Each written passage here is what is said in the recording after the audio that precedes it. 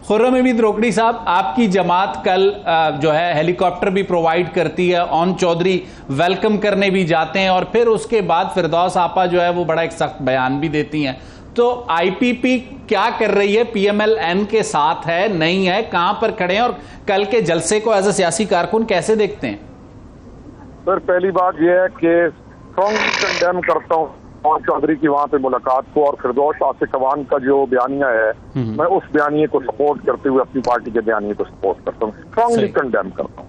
इस तरह की जो पर्सनलाइज हरकतें होती हैं, उससे एक शख्स को शायद समझ रहा हो कि मैंने किसी बड़े शख्स को या कल आने वाले फलाने को मैंने राजी कर लिया है, लेकिन वो नुकसान करता है उस तमाम लोगों का जो ऑन ग्राउंड पॉलिटिक्स कर रहे होते हैं। क्योंकि ऑन चौधरी का ऑन ग्राउंड पॉलिटिक्स या किसी चीज के साथ लेना देना ही नहीं, ना उसको हल्के की पॉलिटिक्स है, ना उसने टिकट। तो ये उसका एक ऐसा गलत अमल है जिसको हमारे से भी सवाल पूछे जा रहे हैं। पहली चीज तो ये है। दूसरी चीज ये है कि हमने नून के खिलाफ इलेक्शन लड़ा। हमारा बयानिया, हम जैसे जो लोग हैं, हमारा बयानिया रोकड़ी साहब आपने कहा, आपने उनके उस अमल की मजम्मत की। चाहूंगा आपसे ये सवाल आपके सामने रखूं। ठीक है, ओन चौधरी साहब ने जाके गलती की होगी, पार्टी ने उनसे वजाहत भी मांगी, उन्होंने दे दी। तरीन साहब का हेलीकॉप्टर तो ओन चौधरी ने नहीं दिया होगा ना सर? सर, फिर मैं एक और बात बताऊं सर, हेलीकॉप्टर देना या लेना, मैं उस जातियात चीज में हेलीकॉप्टर बड़ी दुनिया ने इस्तेमाल, बड़ी दुनिया ने इस हेलीकॉप्टर को इस्तेमाल किया, ये भी नहीं होना चाहिए। सही, यानी इस हरकत की भी कोई जरूरत नहीं थी। जहांगीर खान तरीन को भी ये हेलीकॉप्टर हाथ से देने की जरूरत नहीं थी। ये हमारा ऐलान वेरी क्लियर वाले। सही। दूसरा, हम तरह की पॉलिटिक्स के कायल ही नहीं है जहाँ पे आप हर गलत चीज की तस्दीक करते जाएंगे, ना हम किसी बादशाह के कायल हैं। अच्छा, चले फिर मियां साहब की वापसी पे अपना रिस्पॉन्स दीजिएगा और उनके जलसे की जो स्पीच थी, क्योंकि अदम एतमाद जो कामयाब हुई, जिसके नतीजे में शहबाज शरीफ साहब वजीर आजम बने, उसमें एक रोल तो जहांगीर तरीन और अलीम खान का भी था। यहां तक कि अलीम खान साहब ने तो अपनी सीट भी गवाई पंजाब असेंबली की पाकिस्तान मुस्लिम लीग नून के लिए। सर, वो पुरानी जो बातें हैं ना कि किसने क्या गवाही, उसकी वजूहत ही बिल्कुल और थी। सही। हम अलीम खान की हमारी पॉलिटिक्स आगे है, ये उस लिहाज से अगर कहें तो हम पीडीएम के अंदर ये 2-3 शख्सियात बैठी हुई भी थी। आईपीपी का तो वजूद जिस दिन से आया, आप उस वजूद से आगे की बात करेंगे तो चले। मियां साहब की वापसी को आप कैसे देखते हैं? सर, वापसी को देखते हैं वही 40 साल पहले की हुकूमत है, उसी का तसलसल देखते हैं। वैक्यूम है। इमरान खान को मियां साहब दुआएं दें, इमरान खान ना ये हरकतें करता, ना ये हालात वाक़यात आज पाकिस्तान कैसे होते। सही। हम तो इस चीज को वही तसलसल देखते हैं। देखिए, हमें इशू ये है कि हमारा तो पहले से हम, यानी इमरान खान की पॉलिटिक्स से पहले भी हम इस मौरूसी पॉलिटिक्स या इस चीज के खिलाफ अपने अपने इलाकों में खड़े हुए थे, आज भी खड़े। सही। हसन मुर्तजा ने बहुत अहम नुक्ता उठाया। उन्होंने कहा कि मियां साहब की तकरीर में जो कमी थी वो उनके नैरेटिव के हवाले से थी, या राइट होते या लेफ्ट होते, मिडिल में रहने की जरूरत नहीं थी। लेकिन दूसरा अहम नुक्ता इंतखाबात का इनकाद। आईपीपी समझती है कि इंतखाबात के हवाले से मियां साहब को एक वाज़ेह गुफ्तगू करनी चाहिए थी? सर, डेफिनेटली करनी थी।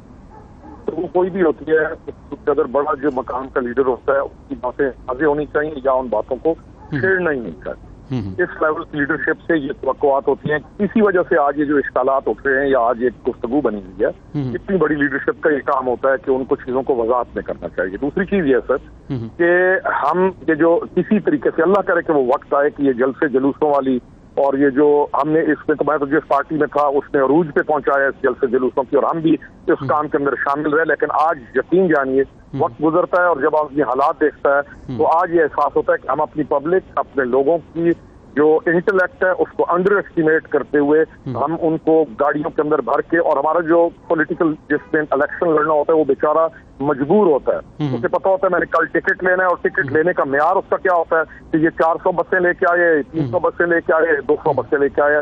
वो टिकट लेने के लिए उसको हर हालत में अपना पैसा भी लगाना पड़ता है, और लोगों को जैसे वो मंडी मवेशियां के अंदर रेवड़ों के रेवड़ उतारे जाते हैं, बसों से उतारते हैं, उनको वहां एंटरटेन करके वापस लाया जाता है। ये एक ऐसी नेगेटिव रविश है जो शायद दुनिया के अंदर खत्म हो गई हो, लेकिन हम अभी तक इसको परवरिश चढ़ा रहे हैं, और हम शो ऑफ पावर के नाम पे, जलसों के नाम पे, and this is what we do. हम अगले स्टेप में पॉलिटिकल एक्सीलेंस की तरफ नहीं, पॉलिटिकल रियलिज्म की तरफ नहीं जा रहे। हम पॉलिटिकल आइडियलिज्म और अपनी जाती बातें और ये कर रहे हैं, और पता नहीं हम कैसे निकलेंगे और कब निकलेंगे। असल इशू है कि पाकिस्तान अपग्रेड हो। असल इशू ये है कि हम इमर्जिंग टेक्नोलॉजीज को लेके आए। असल इशू ये है कि हमारे जो करोड़ों की तादाद में यंगस्टर्स हैं जो 40 ईयर से नीचे की हमारी 70% की आबादी है, उनके बारे में सोचें। जो नए बच्चे हैं इनके करियर के बारे में सोचें, वसाइल और ज़खायर के बारे में सोचें। अनफॉर्चुनेटली हम वही पुराना रविश, वही पुरानी पॉलिटिक्स, वही पुरानी चीजें, वही पुरानी तकारीर। जो बात हसन मुर्तजा ने भी की और दानियाल ने भी उससे एग्री किया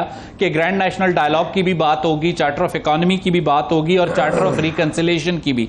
तो आईपीपी इस सारे रोल में अभी तक पंजाब में अगली बार इलेक्शन में क्या स्टेक होल्डर होती है वो अपनी जगह पे है, लेकिन अगर मुल्क में चार्टर ऑफ इकोनॉमी की बात होती है, चार्टर ऑफ रिकंसिलिएशन की बात होती है और ग्रैंड नेशनल डायलॉग की बात होती है, तो आईपीपी का स्टैंड क्या होगा? सर, मैं इन दोनों भाइयों की बात को इंडोर्स करता हूं इस पॉइंट पे।